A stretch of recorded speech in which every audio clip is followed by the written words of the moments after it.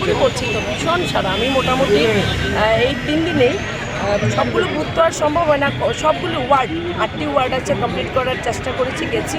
আমাদের বুথ সভাপতি থেকে শুরু করে প্রত্যেকের কাছে যাওয়ার চেষ্টা করেছি।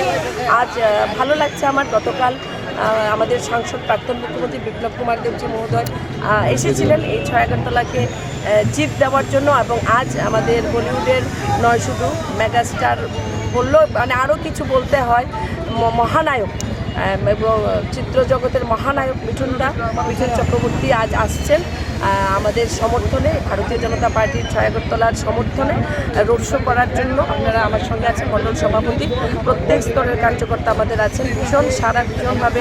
গতকাল মাত্র বিকেলে এত বড় একটি জনসভা হলো, তারপর সকালে আবার একটা রোড শো, তার মধ্যে কার্যকর্তারা যে আসছেন, মানে তাদেরকেও আমি অনেক অনেক ধন্যবাদ যে এত কার্যকর্তাদের মধ্যে এত এনার্জি আমি দেখতে পাচ্ছি নির্বাচনটাকে নিয়ে। ভীষণ আমি জয় নিয়ে একদম 100%-এর ওপর যদি কিছু থাকে ভীষণ নিশ্চিত।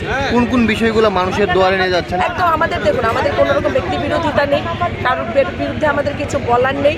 আমাদের একটাই মুদ্রা, একটাই বিষয়, যে ডেভেলপমেন্ট, যেটা 5 বছর হয়েছে সেটাকে নিয়ে আমরা সেই রিপোর্ট কার্ডটা নিয়ে আমরা মানুষের কাছে যাচ্ছি।